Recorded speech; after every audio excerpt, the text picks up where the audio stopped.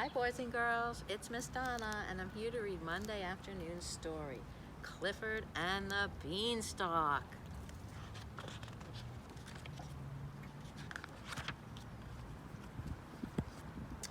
Hello, I'm Emily Elizabeth and this is Clifford, my big red dog. Every night we cuddle up with my dad and he tells us a story. My dad loves making Clifford and me the stars of the story. Tonight we're reading Jack and the Beanstalk. There once was a young girl who went by the name of Jack. Jack didn't have very much money, but she did have a very big red dog named Clifford. One morning, Jack took Clifford to the market.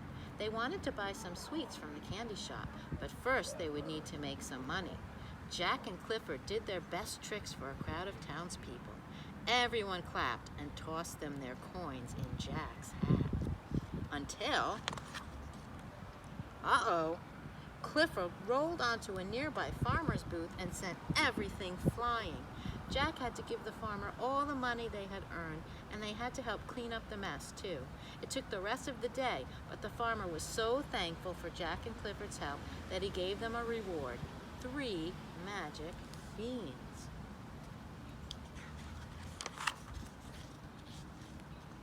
The farmer told them to plant the beans in the ground, so when they got home, Clifford dug a hole, Jack threw in the beans and watered them, but nothing happened, or so they thought. The next morning, Jack and Clifford awoke to find a huge beanstalk had grown overnight. It was so tall they couldn't even see the top. Jack and Clifford wanted to see how high the beanstalk would go, so they decided to climb it. Jack jumped on Clifford's back and they went up and up and up. Whoa, look how far down their house is. At the top of the beanstalk was a giant castle sitting on a fluffy cloud. Jack and Clifford knocked on the castle door, but no one answered, so they tiptoed through the giant door. Fum, fi, fo, fee. Who on earth could that be? Came a loud, deep voice. Jack was scared, so she dove behind the leg of a giant table. She was small enough to hide, but Clifford was not. Oh no, his tail and his tushy was sticking out. They peeked out to see who was calling out for them. It turned out the castle was so giant because it belonged to giants.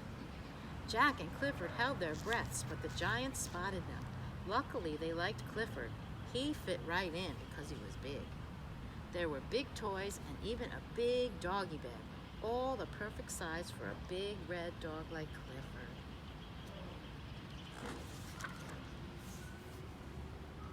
The giants treated Clifford and Jack to a grand feast, and then they showed them all the treasure they had.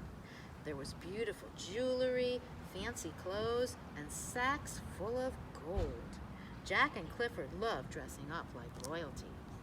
The day had been great fun, but before long the sun was setting. Jack pulled on Clifford's collar. It was time for them to go home. Clifford shook off Jack's tugging. He was too busy playing fetch with the giants. He wasn't ready to leave. Jack took off the crown and tried to give the treasure back to the giants, but they insisted she keep it. The giants didn't want Clifford to leave. They said he was the perfect pet for them and promised they would take good care of him. They told Jack she could have all the treasure she could carry if she let Clifford stay with them. But all the treasure in the world wasn't worth as much as her best friend.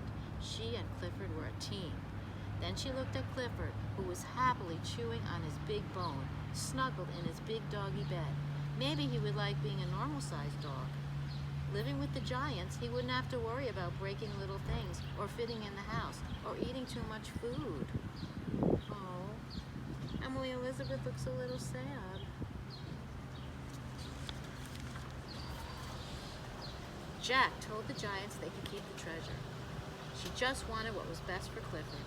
She walked sadly back to the beanstalk, but before long she heard a familiar sound. Woo! Woo!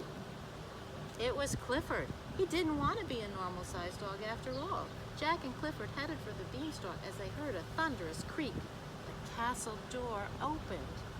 Fee, fi, fo, fum, where could our dog have gone? The giants cried. They chased after Clifford and Jack.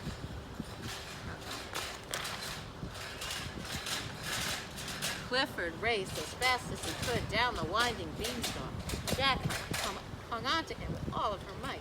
When they got to the bottom, Clifford used his big teeth to bite right through the beanstalk. It tumbled to the ground, leaving the giants high in the sky. Jack gave Clifford a big hug. Her best friend Clifford was more valuable than anything else in the whole wide world.